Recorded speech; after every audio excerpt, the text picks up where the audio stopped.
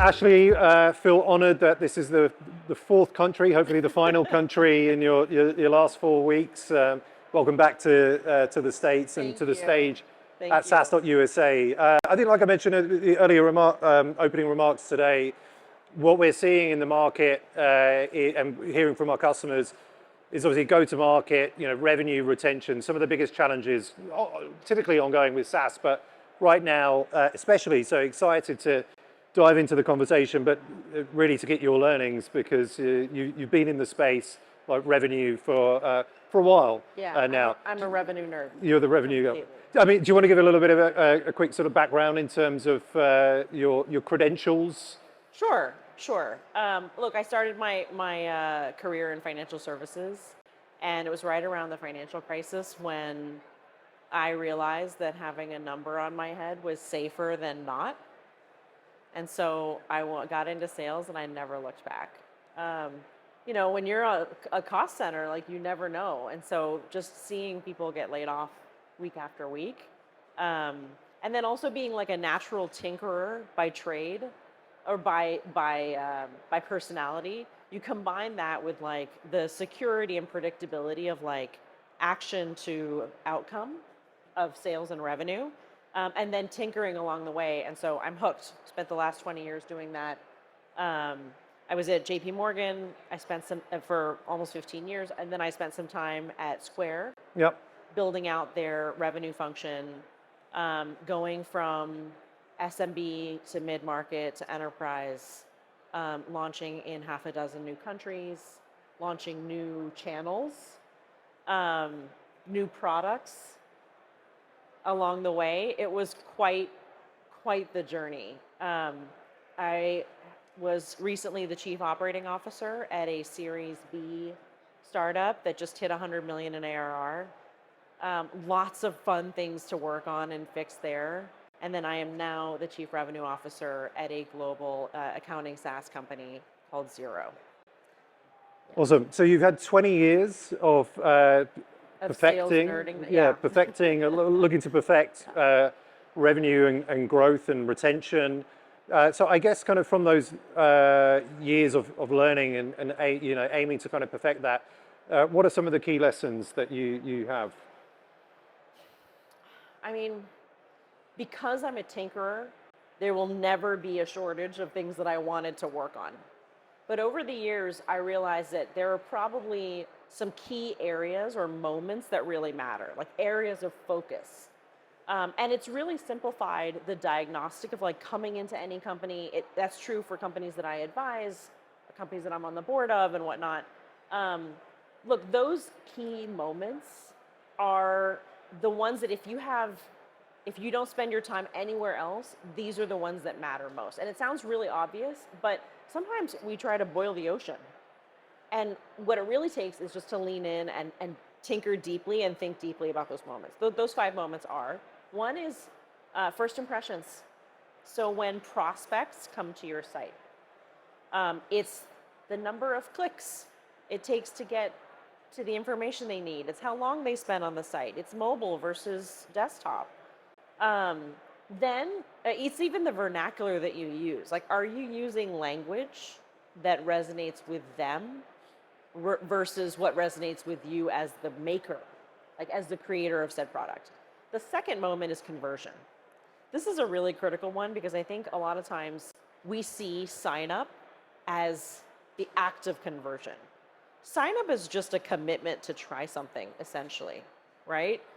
And it's funny, ask yourself as a company, like, do you measure, is 90-day churn? Or is it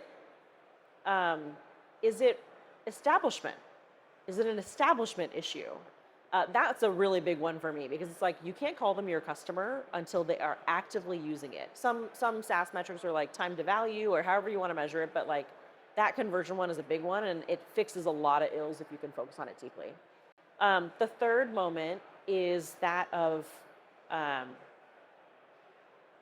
we've gone out of order, conversion, which is the act of choosing to sign up, and then establishment. I apologize.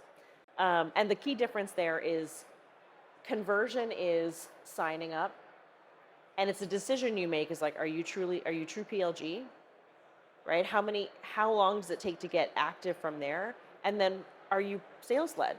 Or do you have like a product led sales? Like when is the exact right moment to introduce a human and not before? Right? Use your humans as your most valuable assets and frankly, your most expensive assets. We talked about establishment. The third is growth. And that's a big one now because people are, times are tougher and you want to keep the customers you have and continue to grow them. Look, on the growth, which to me means cross-sell, upsell, retention, I learned a ton about getting smart around when you deploy your best assets, which are your humans. And like what should be lifecycle marketing, what should be automated versus what should be human. I'm happy to double click into that, but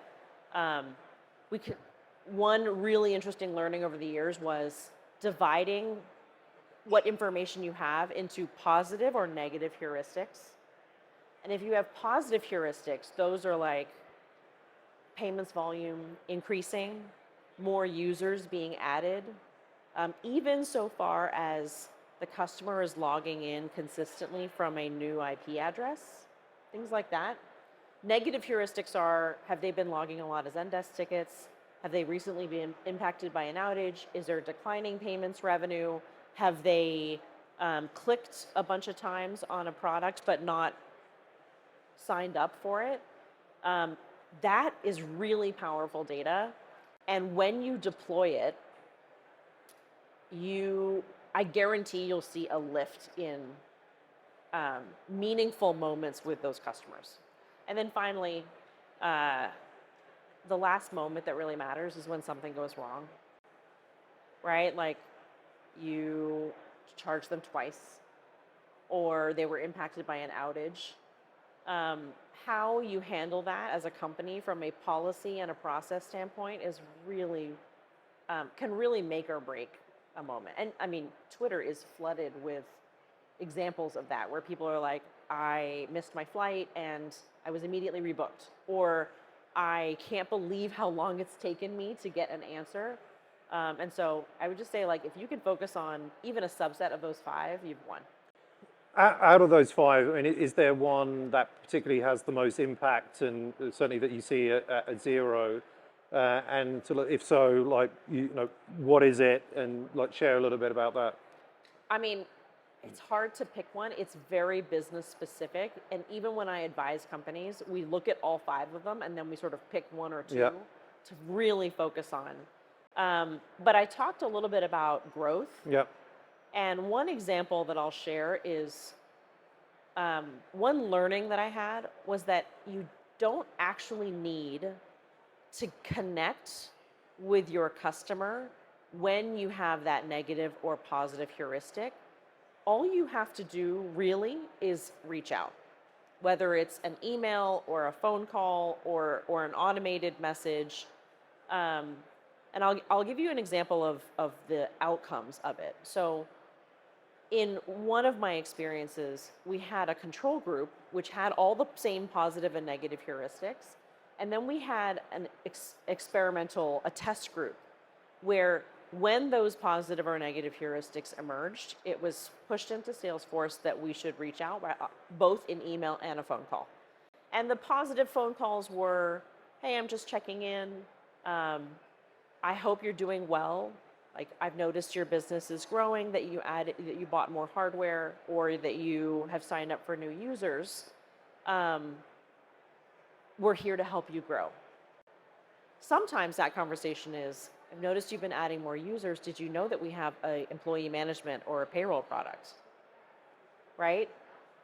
And the negative calls were, I noticed you were recently impacted by our outage. If there's anything we can do to help get your business up and running again, I'm here for you. I'm your person. Even if that person is a rotating account manager or customer success professional. But because those were the right moments, both in catching a business on their upswing and in supporting them when they were feeling the weight of running a business. I've been mostly in B2B, so I just want to be clear. But I think the same heuristics apply. When we reached out in those moments that really mattered, the test group had a 20% difference in NRR. And we only reached them 50% of the time. So we only contacted, like got on a phone call or they opened an email 50% of the time, which is a stark realization. I wondered to myself, my like challenging view at the time that I needed to prove myself wrong was a few things. One was that team is not a sales team. So can they cross-sell? That was one limiting belief. Another one was that we needed to contact. And so I was like applying solid BDR cadences where it was like, you need to email them, you need to do them 5 times. And what we realized was it actually didn't matter whether or not we contacted them because it humanized the business that we were trying to promote. And you realize, like, as a consumer or a user yourself, like, you don't open every email. You certainly don't answer the phone anymore. It's pretty lucky if we can get anyone on the phone.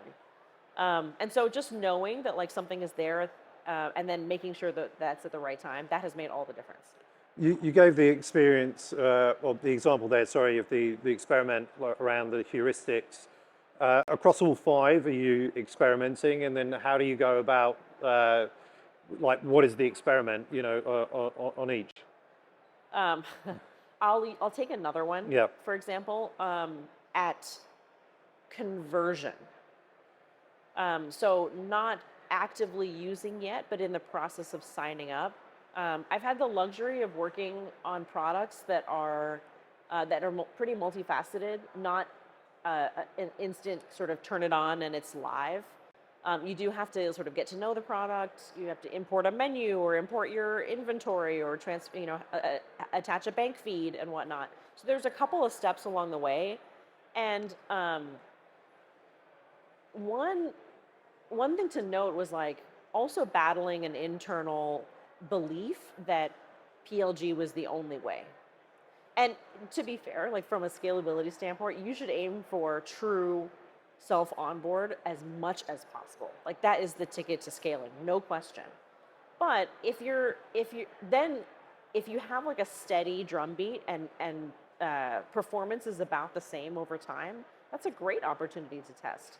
So one example was we took one product that was a little bit more complex and we were trying to sort of push up market a little. So we were recognizing that we were trying to sell to more products attached for a larger customer. So rather than signing up for the base product, we wanted them to sign up for multiple products at a time. And the hypothesis was we need to shorten the total number of steps and make it as easy as possible, even if that means intercepting a human. So we picked a couple of moments in there, just hypothetically, that we could intercept with a human outreach. We first used Drift from a chatbot standpoint, and then we went into actually having someone reach out via phone and email. So you sign up for the product, you enter your email address, your business name, etc. And then there's these steps that really do have to take place in order for you to be live. You have to input a menu if you're a restaurant, or you have to import your inventory if you're a retailer. And so we would look for, has it been 7 days between sign up and not yet uploading their inventory?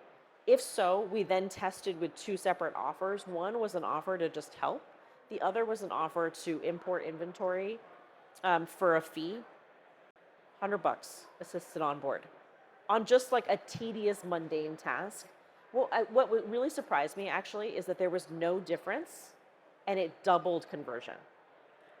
So I thought that the free would be more well received, but I can only assume that people that were willing to pay for it saw their time as valuable, and that we were simply just trading time for value. And if it doubles our inventory, it doubles our conversion, it's worth it. We also tested along the way, like, should we do menu uploads and inventory uploads in the US? Should we flip it to Manila overnight? And so we sort of tinkered around there on the background too, but that was one of my favorite experiments because it's not often that you get to double conversion. So that was a good feeling. In terms of your go-to-market, from what I understand, Xero has a big partner channel, right? Look through accountants. You also doing direct sales, and to SMB and enterprise. Yes. Yeah. So how do you structure that, and like what are the differences, and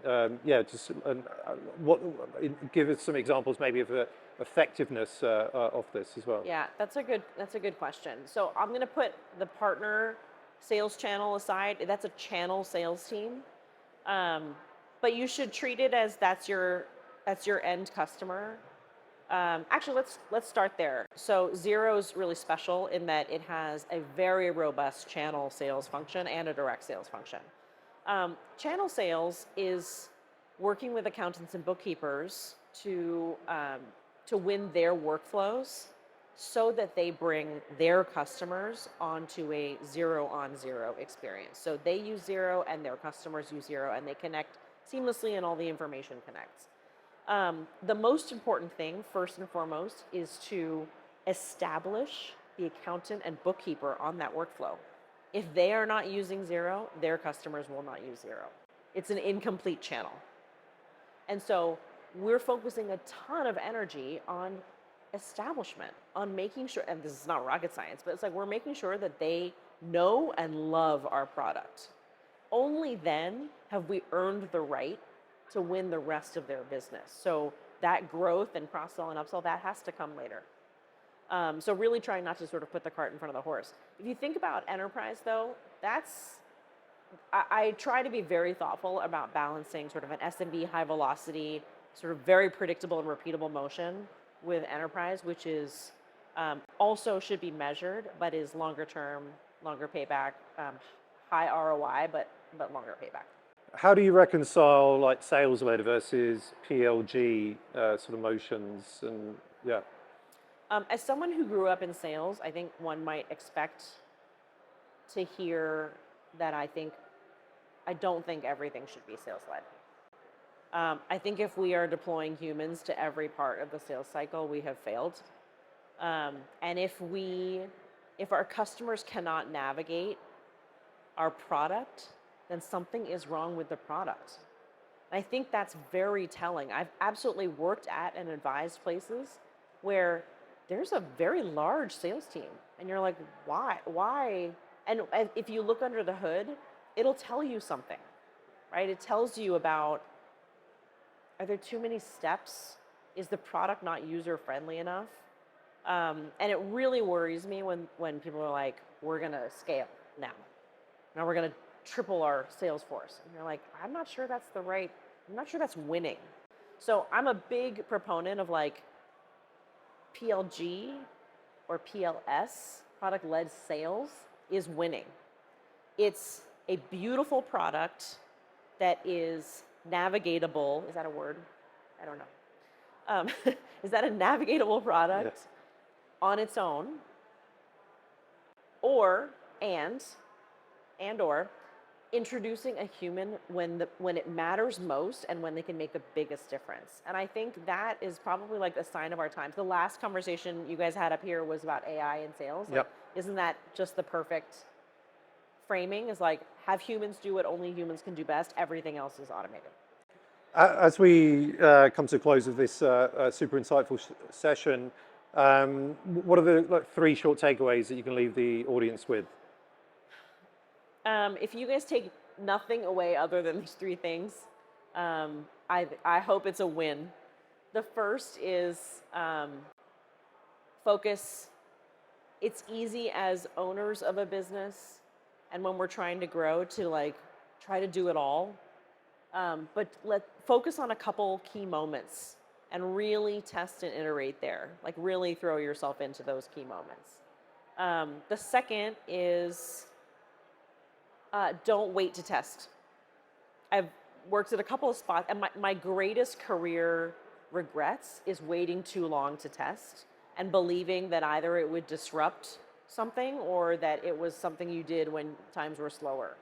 But testing in peacetime will help in wartime, no question. So don't wait. Find ways to carve and separate an experiment, and it doesn't matter how fast you're trying to run, like it will pay dividends for you. The third is you have way more insights in your customer data than you think, and it can be one of your greatest weapons. So find ways to listen to both qualitative and quantitative data or feedback from your customers. Qualitatively, obviously, to speak with your customers and make sure you're doing that, but quantitatively, look at the data you have. Usage data, clicks, payment volume, transaction volume, and use that to your advantage because it's absolutely your greatest asset. Awesome. Well, I think we're out of time. Actually, I see the red flashing light.